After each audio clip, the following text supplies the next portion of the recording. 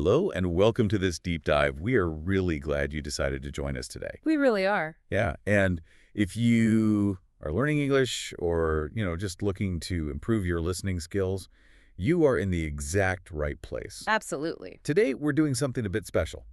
We are keeping our speaking pace relaxed and very clear. We want to make sure every idea is easy to follow. Right, because sometimes learning a new language feels like staring at a giant mountain of flashcards. Oh, yeah. It gets overwhelming so fast. It really does. Yeah. But the good news is, it doesn't have to be that way. Not at all. Exactly. So today, we are diving into a really fun educational script from the DFY channel on YouTube. It's day 6 of their beginner English listening series. And we are going to extract the most important language nuggets from a hilarious story about a movie date that goes totally wrong. Totally wrong. Okay, let's unpack this. Why are we using a funny story to learn English? Well, because learning English doesn't have to be just memorizing textbooks. I mean, it's about understanding real-life situations. It's about how we make plans and, how we express what we feel when those plans completely fall apart. Which happens to all of us. Exactly. Context is everything. So let's set the scene and introduce the two characters from our source material today. We have Jack and Angela. And they're currently on day 6 of a 7-day challenge. Yeah, and the source material here cleverly builds on previous lessons. They do a great callback to day 5. Oh, the day 5 story was great. It was. For those who missed it, Jack recently had a very funny experience where a monkey actually stole his banana. A monkey stole his breakfast. I mean, you have to talk about that. You do. And the script highlights 2 phrases from that day 5 monkey story. Right. The first phrase is, look at that. Yeah. Use this when you want a friend to instantly see something surprising. Like a monkey running away with your food. Exactly. Yeah. Look at that. And the second phrase they reviewed is the word funny. Which is used to describe something that makes you laugh. Right. Like the whole monkey situation. Yeah. And what's fascinating here is how this previous chaotic event with the wild monkey actually motivates Jack's next choice. Oh, yeah. He wants a break. He does. He wants to choose what he thinks is a perfectly safe, normal activity for day 6. So he decides they are going to the movies. Right. A movie theater is safe. There are no monkeys in a movie theater. Usually no. So let's walk through the core story. Jack buys tickets for a brand new action movie. It's called Superhero Explosions. Great title. Right. Very descriptive. And here we need to look at the communication details.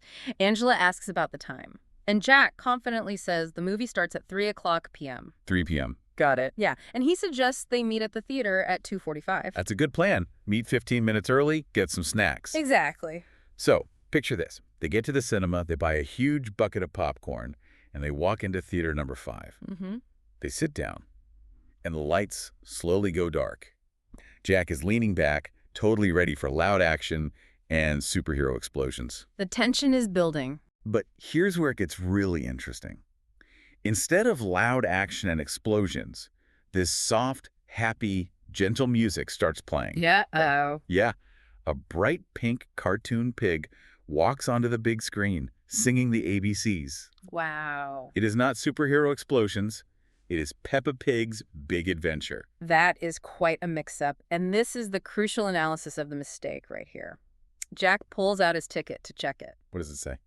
Well, the action movie was indeed in Theater 5. Okay, so he got the room right. He did, but it was scheduled for 5:00 p.m., not 3:00 p.m. Oh, no. He mixed up the room number and the time. He completely swapped the numbers. He thought a 5:00 movie was a 3:00 movie in room 5. That is such an easy mistake to make when you're processing a lot of information in a new language. It really is.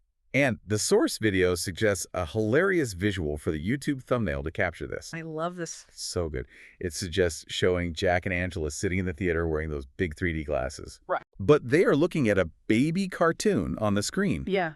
Jack looks completely confused, and Angela looks very annoyed. Naturally. And the big text on the picture just reads, "What time is it?" And the best funny detail from the script, Jack and Angela were the only adults in the entire room. Oh my gosh. Everyone else in Theater 5 was about 4 years old. Just surrounded by toddlers watching a singing pig. That is amazing. It is. But, we need to transition to the educational core of the text now. Right, vocabulary. Exactly. The way these characters react teaches us some very essential English vocabulary. Let's break down that key question first. The thumbnail says it perfectly. What time?